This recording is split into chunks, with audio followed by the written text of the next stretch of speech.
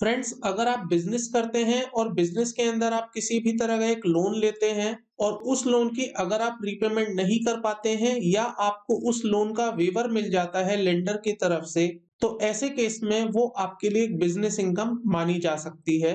तो ऐसे ही एक केस में फिलहाल सुप्रीम कोर्ट की एक जजमेंट आई है, जिस जजमेंट में सुप्रीम कोर्ट ने बताया है कि अगर आपको लोन में कोई वेवर मिला है, तो वो आपके लिए बिजनेस इनकम नहीं मानी जाएगी। तो आज मैं आपके साथ वही जजमेंट डिस्कस करने वाला हूँ जिसमें एपेक्स कोर्ट जो कि हमारा सुप्रीम कोर्ट कहलाता है, जहां पर सुप्रीम कोर्ट ने बताया है कि अगर आपको लोन में कोई वेवर मिला है तो वो लोन आपकी बिजनेस की इनकम नहीं मानी जाएगी।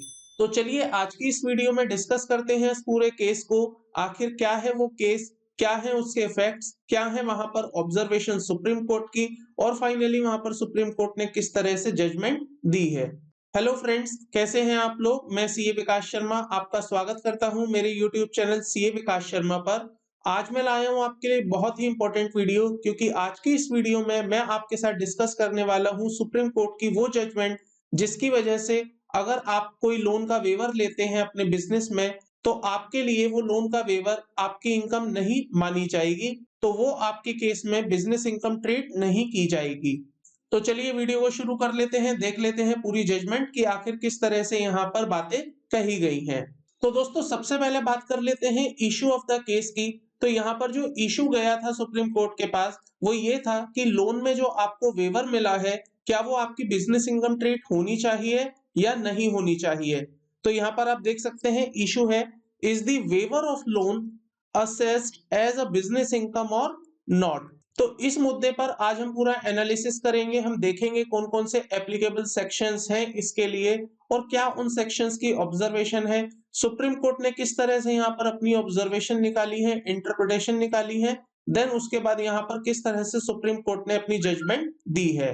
दोस्तों अब देख लेते हैं आखिर केस किसके बीच में हुआ था। सुप्रीम कोर्ट के पास ये जब केस गया था तो किसने फाइल किया था और कौन इसमें एसएससी था।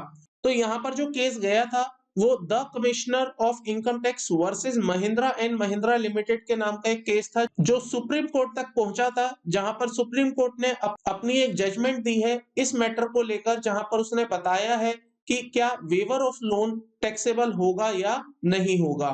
तो चलिए दोस्तों अब बात कर लेते हैं फैक्ट ऑफ द केसेस की, कि इस केस में क्या फैक्ट्स रखे गए थे सुप्रीम कोर्ट के सामने, क्या बैकग्राउंड था केस का, जिसके बाद सुप्रीम कोर्ट ने ऑब्जर्वेशंस इशू करी हैं, देन उसके बाद अपनी जजमेंट वहां पर दी है।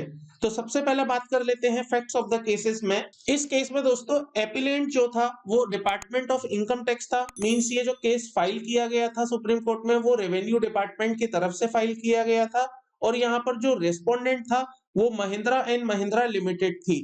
तो इट मींस ये हुआ कि जो केस फाइल किया गया है वो डिपार्टमेंट के द्वारा किया गया है, और यहाँ पर जो रेस्पोंडेंट रखा गया है, मींस जिसके अगेंस्ट केस फाइल हुआ है, वो यहाँ पर महिंद्रा एंड महिंद्रा लिमिटेड है। सो यहाँ पर क्या हुआ है, respondent way back decided to expand the product line. Means Mahindra and Mahindra ने काफी टाइम पहले अपनी प्रोडक्ट लाइन को एक्सपेंड करने के लिए कुछ प्लान किया। सो अपनी प्रोडक्ट लाइन को एक्सपेंड करने के लिए उसने ये डिसाइड किया कि वो एक एग्रीमेंट में एंटर होगी with a Kesar Jeep corporation, जिसको कि हम केजेसी के नाम से जानेंगे।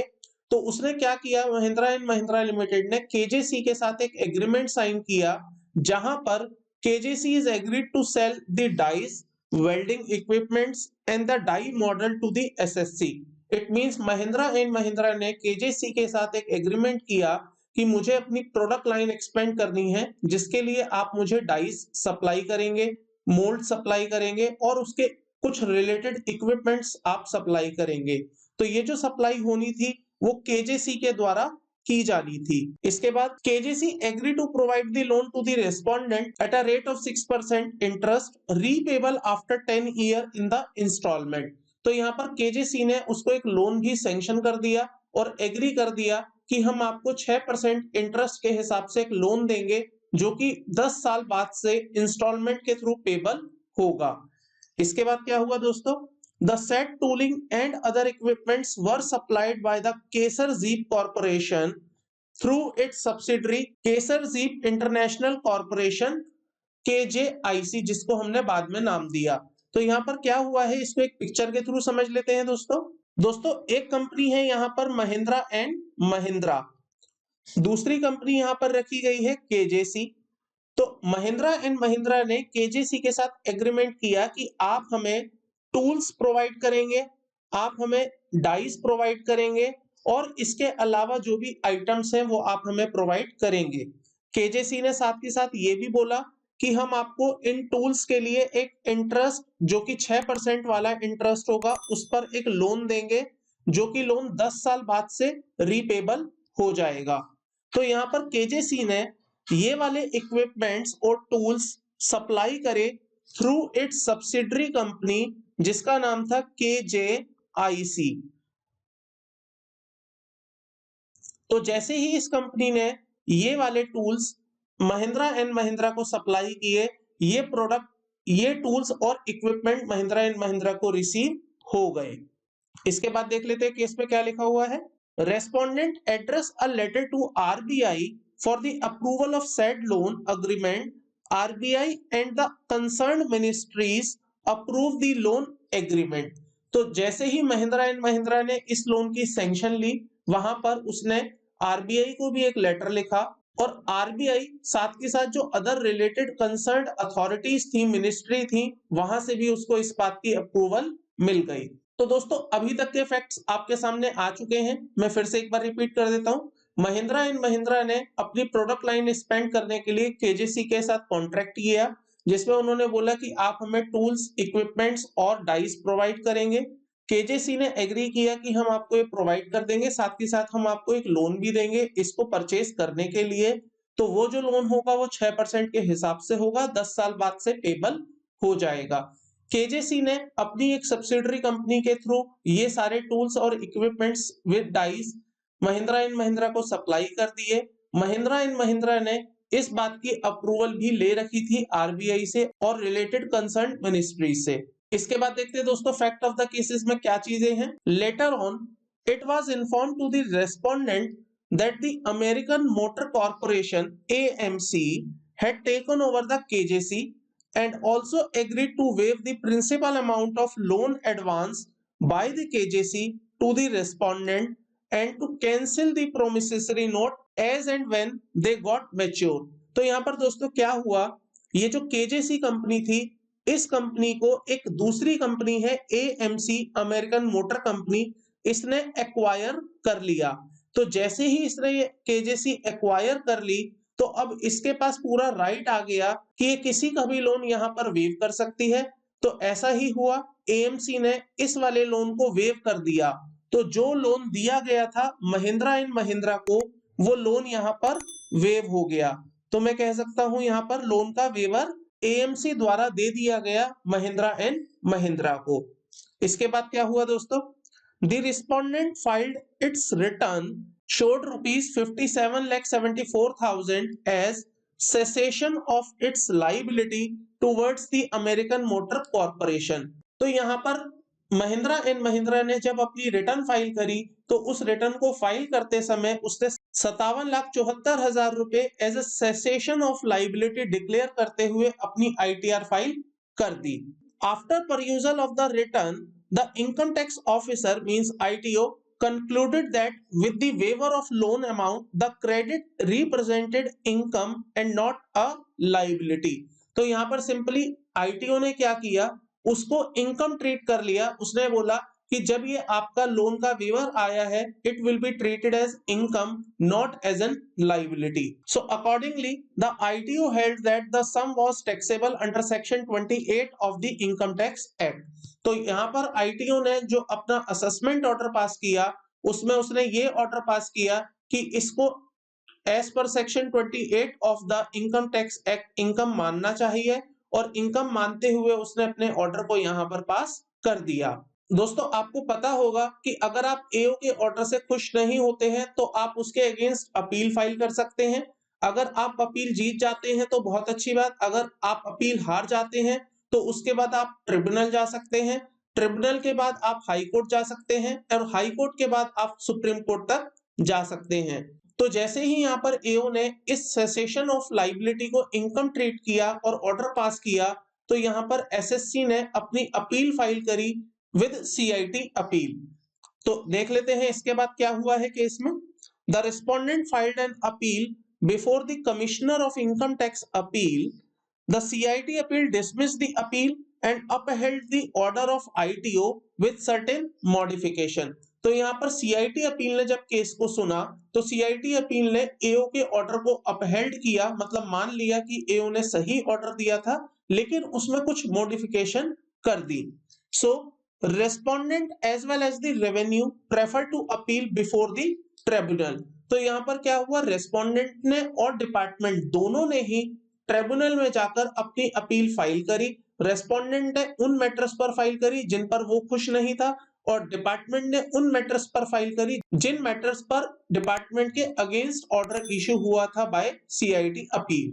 सो ट्रिब्यूनल में क्या हुआ, the tribunal set aside the order passed by CIT appeal and decided the case in the favour of respondent. तो यहाँ पर ट्रिब्यूनल ने उल्टा काम कर दिया, ट्रिब्यूनल ने इस ऑर्डर को सेट असाइड कर दिया, इट मींस इस ऑर्डर को नलिफाई कर दिया और ये ऑर्डर पास कर दिया कि it will not be considered as income.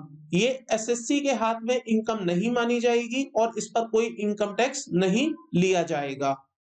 सो अब यहाँ पर क्या हुआ दोस्तों, जैसे ही ट्रिब्यूनल ने ऑर्डर पास किया तो यहाँ पर डिपार्टमेंट के लिए लॉस हो गया और SSC को यहाँ पर बेनिफिट हुआ। अब क्योंकि डिपार्टमेंट लॉस में था तो डिपार्टमेंट ने इसको हाई कोर्ट के अंदर चैलेंज किया। So being aggrieved the revenue filed the reference before the high court. तो जैसे ही आप ट्रिब्यूनल में कोई केस हारते हैं, चाहे SSC हारता है चाहे डिपार्टमेंट हारता है, तो वो केस आप हाई कोर्ट में चैलेंज कर सकते हैं। तो ऐसा ही हुआ यहाँ पर, क्योंकि डिपार्टमेंट लूज कर गया था केस तो डिपार्टमेंट ने इस केस को रिप्रेजेंट किया हाई कोर्ट के सामने। हाई कोर्ट ने क्या किया, high court confirmed certain findings of the tribunals in favour of the respondent. तो हाई कोर्ट ने भी यहाँ पर क्या किया, ट्रिब्यूनल के ऑर्डर को मेंटेन रखा और यहाँ पर रेस्पोंडेंट के फेवर में ही अपनी जजमेंट दे दी। अगेन जैसा कि मैंने आपको बताया, अगर आप हाई कोर्ट में भी हार जाते हैं तो आपके पास एक आखिरी दरवाजा है सुप्रीम कोर्ट का, जहां पर आप अपने केस को लेके जा सकते हैं। So finally revenue filed an appeal before the supreme court. Revenue इस मैटर को सुप्रीम कोर्ट तक लेके गया और सुप्रीम कोर्ट ने यहाँ पर क्या जजमेंट दी, क्या उसने ऑब्जर्वेशन की, क्या उसने एनालिसिस किया, कौन कौन से एप्लीकेबल सेक्शंस थे जिसके बारे में उन्होंने बात करी, वो सब हम आगे देखेंगे। तो आगे बढ़ने से पहले मैं आपको बता देना चाहता हूं, अगर इस वाले मैटर पर इनकम टैक्स के अंदर दो एप्लीकेबल सेक्शंस हैं जिसका एनालिसिस इस केस के अंदर किया गया है, जिसमें सबसे पहला सेक्शन है 28 सबसेक्शन 4 और दूसरा सेक्शन जो यहाँ पर लिया गया है एनालिसिस में वो है सेक्शन 41 सबसेक्शन 1। तो आज हम इस पूरे केस में इन्हीं दो सेक्शंस का एनालिसिस करेंगे, देन उसके बाद ऑब्जर्वेशंस देखेंगे और फाइनली सुप्रीम कोर्ट की जजमेंट क्या आई है वो देखेंगे। सो यहाँ पर देख लेते हैं analysis of section 28 subsection 4 of the income tax act. क्या कहता है दोस्तों ये सेक्शन, देख लेते हैं। Section 28 of the income tax act states that income that shall be chargeable to income tax under the head profit and gains of business or profession. So according to section 28 subsection 4, the value of any benefits, तो यहाँ पर highlight करने की चीज है दोस्तों benefits and perquisites। तो यहाँ पर सेक्शन ये कहता है the value of any benefits or perquisites whether convertible into money or not arising from business or the exercise of a profession is chargeable to income tax under the head profit and gains of business or profession। तो यहाँ पर simply ये section ये कहता है, अगर आपको कोई बेनिफिट मिला है या आपको कोई परक्यूजिट्स मिले हैं as per section 28 subsection 4, it will be chargeable under the head PGBP as income. मैं फिर से बता देता हूं, सेक्शन 28 सबसेक्शन 4 ये कहता है कि अगर आपको बिजनेस करते हुए या प्रोफेशन करते हुए किसी भी तरह के बेनिफिट मिलते हैं या कोई भी आपको परक्यूजिट्स मिलते हैं तो वो आपकी इनकम बन जाएंगे अंडर द हेड PGBP और आपको उस पर इनकम टैक्स पे करना होगा। दोस्तों यहाँ पर एक सेक्शन और आता है रेफरेंस में, जिसकी मैंने बात करी थी अभी आपसे, सेक्शन 41 सबसेक्शन 1। तो अब देख लेते हैं ये वाला सेक्शन क्या कहता है इसके बारे में। So section 41 subsection 1 states that any allowances or deductions made in the assessment for any year in respect of a loss, expenditures or trading liability incurred by the SSC and subsequently it is waived off and remission is granted by the lender, it shall be deemed to the income chargeable to tax under the head profit and gains of business or profession। तो simply यहां पर इस section ने क्या बोला है, अगर आपके कोई अलाउंसेस हैं, अगर आपकी कोई डिडक्शंस हैं in the assessment for any year in respect of a loss, loss के लिए है, एक्सपेंडिचर्स के लिए है, या trading liability incurred by the assessee and subsequently it is waived of or remission is granted by the lender, it shall be deemed to be the income chargeable to tax under the head PGBP। तो यहाँ पर again उन्होंने यही बात बोली है, अगर आपको कोई अलाउंसेस है, अगर आपकी कोई डिडक्शंस है, या आपके ऊपर कोई वेवर आया है, रेमिशन हुआ है, तो उस केस में आपकी वो इनकम बन जाएगी और वो इनकम आपकी मानी जाएगी अंडर द हेड पीजीवीपी। सो यहाँ पर एक चीज और ध्यान देने वाली बात है दोस्तों, वो कुछ इस तरह से है, this section brings into its ambit benefit in cash और in kind obtained by a person by remission or cessation of liability. The only condition is that the person must have obtained a deduction or allowances in his computation of income for said liability in the previous year। तो यहां पर ये कहना चाह रहे हैं, आपको कोई भी लाइबिलिटी का रेमिशन, कोई भी लाइबिलिटी का सेसेशन, हम आपको केवल तब इनकम मानेंगे जब आपने उस लाइबिलिटी के रेस्पेक्ट में या उस एक्सपेंडिचर के बेनिफिट में कोई डिडक्शन उठाई होगी, कोई बेनिफिट उठाया होगा, केवल उसी केस में हम आपकी उस सेसेशन ऑफ लाइबिलिटी या रेमिशन ऑफ लाइबिलिटी को आपकी इनकम मानेंगे। तो ये चीज बहुत इंपॉर्टेंट है जो हमें यहाँ पर याद रखनी है, क्योंकि इसी पॉइंट को यूज किया गया है जब सुप्रीम कोर्ट ने अपनी जजमेंट यहाँ पर दी है। तो ये बहुत इंपॉर्टेंट हो जाता है हमारे लिए ये समझना कि आपको यहाँ पर सेक्शन 41 सबसेक्शन 1 में केवल उन्हीं लाइबिलिटीज के सेसेशन और रेमिशन को याद रखना है और वहां पर उसकी इनकम ट्रीट करनी है, और उन केसेस में जहां पर आपने उन लाइबिलिटीज के रेस्पेक्ट में या उन एक्सपेंडिचर्स के रेस्पेक्ट में कोई बेनिफिट उठाया है या आपने उसकी डिडक्शन क्लेम की है। तो दोस्तों अब देखते हैं observation bye the supreme court. Supreme court ने अपनी क्या ऑब्जर्वेशंस निकाली है इस पर्टिकुलर केस में। तो सबसे पहले सुप्रीम कोर्ट ने क्या बोला है, the term loan generally refer to the borrowing something specially a sum of cash that is to be paid back along with the interest decided mutually by the parties। Okay, in other terms, the debtor is under a liability to pay back the principal amount along with the agreed rate of interest within a stipulated time। तो यहाँ पर दोस्तों supreme court ने सबसे पहले आपको loan का meaning बताया कि लोन क्या होता है, उसके बाद डेटर का मीनिंग बताया है कि डेटर क्या होता है, इसके बाद सुप्रीम कोर्ट ने बोला it is well settled principal that creditor or his successor may exercise their right to waiver unilaterally to absolve the debtor from his liability to repay। तो यहाँ पर उस सुप्रीम कोर्ट ने यह भी बताया कि क्रेडिटर या उसके सक्सेसर के पास पूरा राइट होता है कि वो किसी भी अपने राइट को वेव कर सकता है। तो यहाँ पर क्या हुआ है दोस्तों, जैसे ही केजेसी कंपनी को एक्वायर किया एएमसी कंपनी ने, तो एएमसी कंपनी का राइट आ गया था कि वो अपने उस कलेक्शन को जो कि उसे मिलनी थी महिंद्रा एंड महिंद्रा से 10 साल के बाद उसको वेव कर सकती थी। तो एएमसी ने ऐसा ही किया, एएमसी ने यहाँ पर अपने राइट्स को वेव कर दिया। इसके बाद क्या बोला सुप्रीम कोर्ट ने, after such exercise the debtor is deemed to be absolve from the liability of repayment of loan subject to condition of waiver. तो अगर कोई कंपनी या अगर कोई पर्सन अपने राइट्स का वेव देता है तो ऐसे में डेटर कंप्लीटली एब्सॉल्व हो जाता है और वहां पर उसकी कोई भी लाइबिलिटी नहीं रहती है रीपेमेंट के रेस्पेक्ट में। इसके बाद दोस्तों सुप्रीम कोर्ट ने बोला The waiver may be partially waived, that is waiver of the part of principal or interest repayable, or a complete waiver of both the loan as well as the interest. तो यहाँ पर supreme court ने बोला है कि ये जो waiver है, ये वेवर आपका पार्शियली भी हो सकता है और कंप्लीट वेवर भी हो सकता है।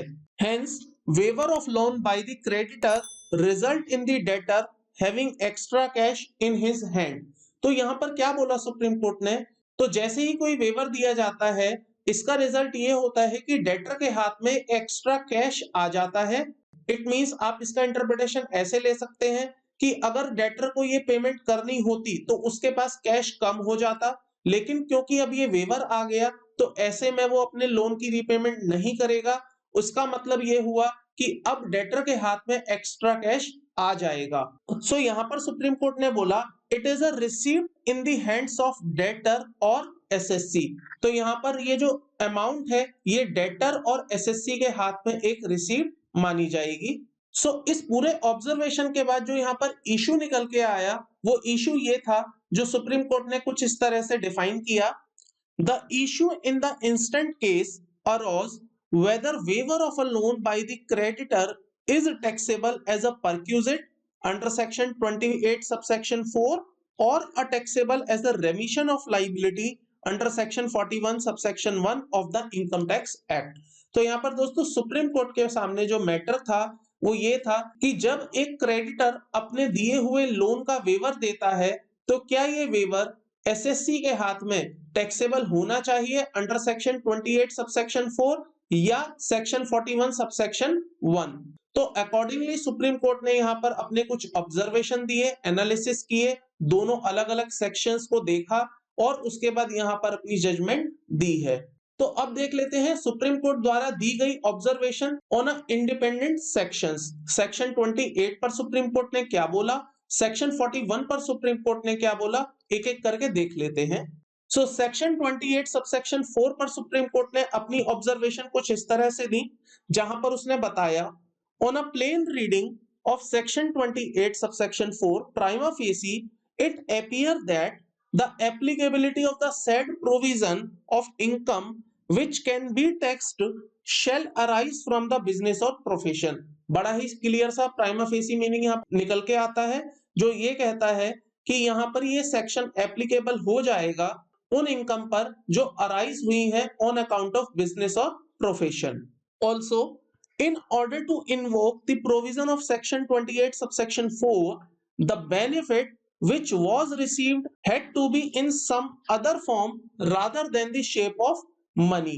तो सेक्शन 28 सबसेक्शन 4 की खास बात है दोस्तों, यहाँ पर आपको ध्यान रखनी होगी कि सेक्शन 28 सबसेक्शन 4 जो बात करता है वो बेनिफिट और परक्यूजिट्स की बात करता है। इट मींस ये बात करता है उन बेनिफिट्स की, उन चीजों की जो इन काइंड होती हैं, जो परक्यूजिट्स फॉर्म में होती हैं, जो अदर देन कैश फॉर्म में होती हैं। तो इसीलिए यहाँ पर सुप्रीम कोर्ट ने अपनी ऑब्जर्वेशन में बोला कि this section is applicable on the item which is other than in the shape of money. So in the present case the amount was received as cash received due to the waiver of loan. तो जो इस वाले case में हुआ है this is not a perquisite, that is not a benefit, this is a waiver.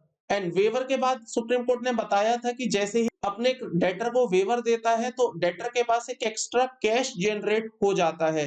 यहाँ पर supreme court ने बोला it is a cash received due to the waiver of loan. तो यहाँ पर कोई बेनिफिट नहीं है, यहाँ पर कोई परक्यूजिट नहीं है and hence section 28 subsection 4 is not applicable in this case. यहाँ पर सुप्रीम कोर्ट ने क्या लिखा है इसके आगे, therefore the very first condition of section 28 subsection 4 which states that any benefit of perquisite arising from the business shall be in the form of benefit of perquisites other than the shape of money was not satisfied in the present case and hence according to Supreme Court no circumstances it could be said that the amount could be taxed under the provision of section 28 subsection 4। तो बड़े ही clear तरीके से supreme court ने यहाँ पर यह बता दिया कि सेक्शन 28 सबसेक्शन 4 यहाँ एप्लीकेबल नहीं होता है। इसका मतलब ये वाली इनकम जो आपको लाइबिलिटी में रेमिशन मिला है सेसेशन मिला है, ये आपकी इनकम सेक्शन 28 सबसेक्शन 4 में टैक्सेबल नहीं होने वाली है।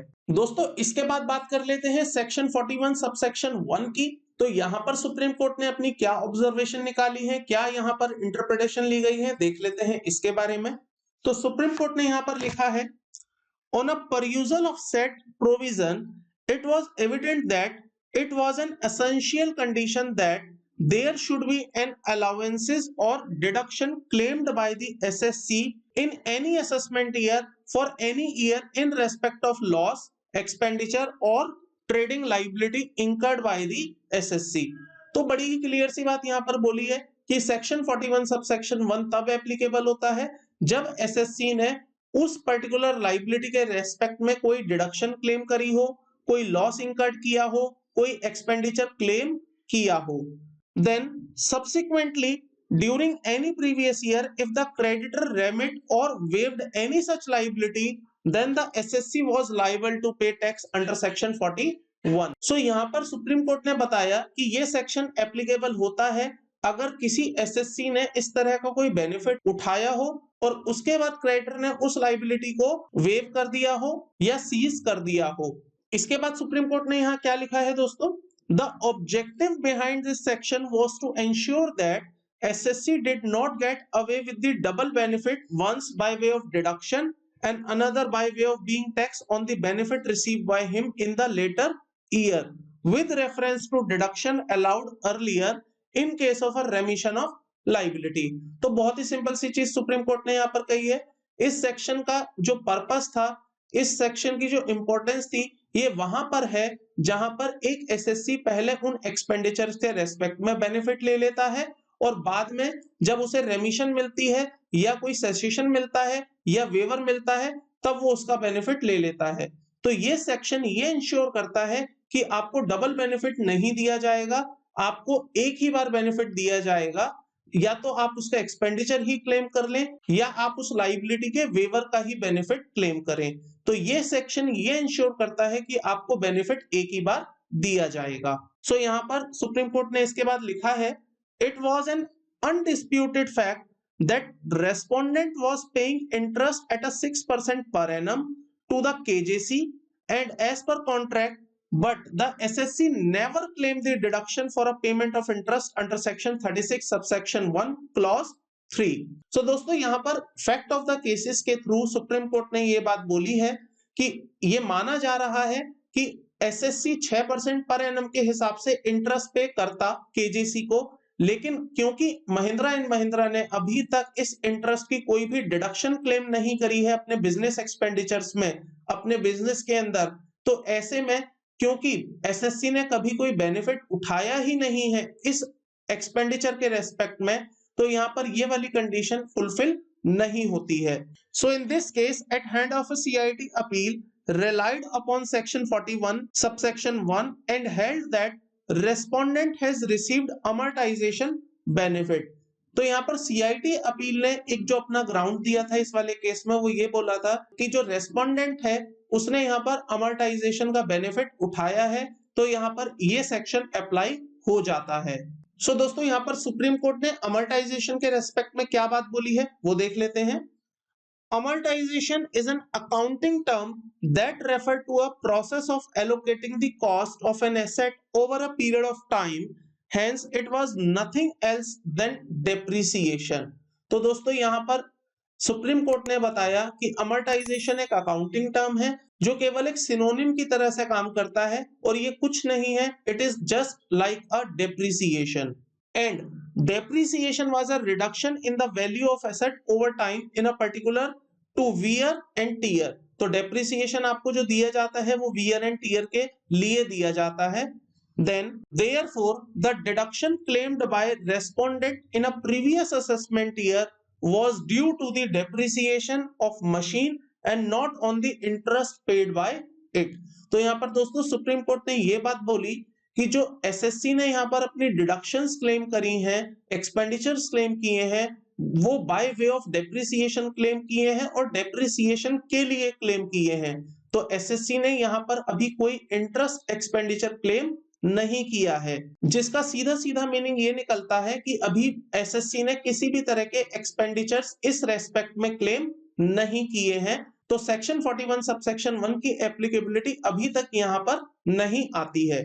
इसके बाद क्या लिखा है सुप्रीम कोर्ट ने, moreover the purchase affected from the Kaiser Jeep corporation was in respect of a plant, machinery and tools equipment which were capital asset in the respondent। तो सिंपली यहाँ पर सुप्रीम कोर्ट ने बोला कि ये जो tools खरीदे गए हैं, इक्विपमेंट्स खरीदे गए हैं, these all are the capital assets only। दोस्तों सुप्रीम कोर्ट के कुछ और ऑब्जर्वेशन भी आए हैं इस सेक्शंस को लेकर, वो कुछ इस तरह से हैं। It was important to note that said purchase amount was not being debited to the trading account or to a profit and loss account in any of the assessment year। Very true। तो यहाँ पर इस particular purchase को, जो tools खरीदे गए हैं, equipments खरीदे गए हैं, इन्हें अभी तक ट्रेडिंग अकाउंट या प्रॉफिट एंड लॉस अकाउंट में डेबिट क्रेडिट नहीं किया गया है। Here the Supreme Court deemed it proper to mention that there was a difference between the trading liability and the other liability। तो सुप्रीम कोर्ट ने यहाँ पर प्रकाश डाला है इस बात पे कि ट्रेडिंग लाइबिलिटी अलग होती है और अदर लाइबिलिटीज अलग होती हैं। So section 41 subsection 1 particularly dealt with the remission of trading liability। तो सुप्रीम कोर्ट ने यहाँ पर ये बात बोली है दोस्तों कि जो सेक्शन 41 सबसेक्शन 1 है, ये केवल और केवल ट्रेडिंग लाइबिलिटीज को डील करने की बात करता है, ये अदर लाइबिलिटीज की बात नहीं करता है। So whereas in the instant case waiver of loan amounted to cessation of liability other than trading liability. तो यहाँ पर सुप्रीम कोर्ट ने बात बोली है कि ये वाले केस में जो लाइबिलिटी का वेवर दिया गया है वो सेसेशन ऑफ लाइबिलिटी है other than the trading liability. इसका मतलब ये ट्रेडिंग लाइबिलिटी का वेवर नहीं है, it's a other than trading liability वाला waiver. And hence supreme court found no force in the argument of a revenue that the case of a respondent would fall under section 41 subsection 1। तो यहाँ पर department ने जो अपना ground रखा था कि इस लाइबिलिटी के वेवर को सेक्शन 41 सबसेक्शन 1 में कवर करते हुए बिजनेस इनकम मान लेना चाहिए, तो वो ग्राउंड सुप्रीम कोर्ट ने यहाँ पर रिजेक्ट कर दिया। तो दोस्तों फाइनली अब देख लेते हैं सुप्रीम कोर्ट ने क्या कंक्लूजन दिया है इस केस के क्लोजर के टाइम पर। तो सुप्रीम कोर्ट ने जो यहाँ पर कंक्लूजन दिया इस केस में वो कुछ इस तरह से है, Supreme Court did not interfere with the judgment and order passed by the High Court in view of the following reason। तो सुप्रीम कोर्ट ने हाई कोर्ट के रीजन को मेंटेन रखा है, वही सेम ऑर्डर पास करते हुए उसने अपनी यहाँ पर जजमेंट दी है जो कुछ इस तरह से है। Section 28 subsection 4 did not apply on the present case since the receipt were in the nature of cash or money। तो ये वाला सेक्शन अप्लाई नहीं होता है आपके ऊपर। Section 41 subsection 1 did not apply since waiver of loan does not amount to cessation of trading liability। तो यहाँ पर इंपॉर्टेंट बात ये है कि ये cessation of trading liability नहीं है, इसलिए section 41 subsection 1 भी अप्लाई नहीं होता है यहाँ पर। So it was a matter of record that respondent had not claimed any deduction under section 36 subsection 1 clause 3 for the payment of interest in any of the previous year, जो कि fact of the cases में clear था कि SSC ने अभी तक कोई भी डिडक्शन इसके रेस्पेक्ट में क्लेम नहीं की है। Therefore, तो यहाँ पर सुप्रीम कोर्ट ने बात बोली, Therefore, Supreme Court was of a view that appeal were devoid of the merit and deserve to be dismissed। तो फाइनली दोस्तों सुप्रीम कोर्ट ने इस अपील को रिजेक्ट कर दिया और यहाँ पर जो अपनी जजमेंट दी है वो एसएससी के फेवर में दी है, मींस महिंद्रा एंड महिंद्रा के फेवर में दी है और यहाँ पर बोला है कि ये इनकम आपकी बिजनेस इनकम ट्रीट नहीं की जाएगी।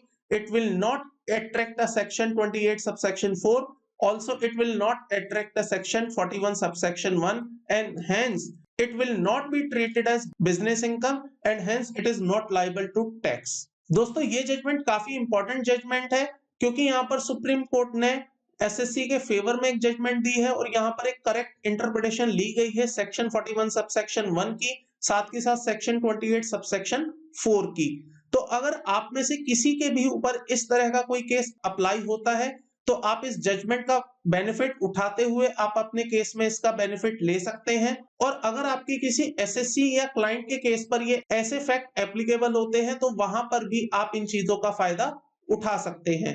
हालांकि मुझे उम्मीद है कि इस जजमेंट के बाद लॉ बहुत जल्दी अमेंड हो जाएगा और सेक्शन 41 सब सेक्शन 1 में एक अमेंडमेंट आ जाएगी जिसमें इस तरह की बात भी लिख दी जाएगी कि चाहे वो आपकी ट्रेडिंग लायबिलिटी हो, चाहे वो अदर देन ट्रेडिंग लायबिलिटी हो, अगर आपको उसका रिमिशन मिलता है तो वो आपके लिए बिजनेस इनकम मानी जाएगी। तो देखते हैं अगले फाइनेंस बिल में, बजट में, एक्ट में क्या इस तरह की कोई अमेंडमेंट आती है या गवर्नमेंट अभी इस पर न्यूट्रल रहती है। आई होप आपको आज की ये सारी बातें समझ आ गई होंगी, आपको ये पूरा केस समझ आ गया होगा और अल्टीमेटली क्या ऑब्जर्वेशंस ली गई हैं by the supreme court, then उसके बाद क्या जजमेंट दी गई है सुप्रीम कोर्ट द्वारा, किन फैक्ट्स के बेसिस पर ये जजमेंट दी गई है, वो सारी बातें आपको क्लियर हो गई होंगी। अगर आपको इससे रिलेटेड किसी भी तरह का कोई डाउट है तो आप मुझसे दिए गए कॉन्टैक्ट नंबर पर कॉन्टैक्ट कर सकते हैं। आप अपनी क्वेरी मुझे ईमेल कर सकते हैं, मैं आपकी हर क्वेरी को डेफिनेटली आंसर करूंगा और आप अपनी क्वेरी मुझसे कमेंट बॉक्स में भी पूछ सकते हैं। आई होप आपको ये वीडियो पसंद आई होगी। अगर आपको वीडियो पसंद आई है तो प्लीज वीडियो को लाइक करिएगा, चैनल को सब्सक्राइब कर लीजिएगा, साथ में बेल आइकन को भी प्रेस कर दीजिएगा ताकि आपको मेरे द्वारा लाई गई लेटेस्ट वीडियोस की नोटिफिकेशन मिलती रहे। मैं इसी तरह की वीडियोस आपके लिए लेके आता रहता हूँ। आज की वीडियो में केवल इतना ही था। जल्द ही मिलता हूँ एक नई वीडियो के साथ, नए टॉपिक के साथ। तब तक के लिए थैंक यू, बाय बाय।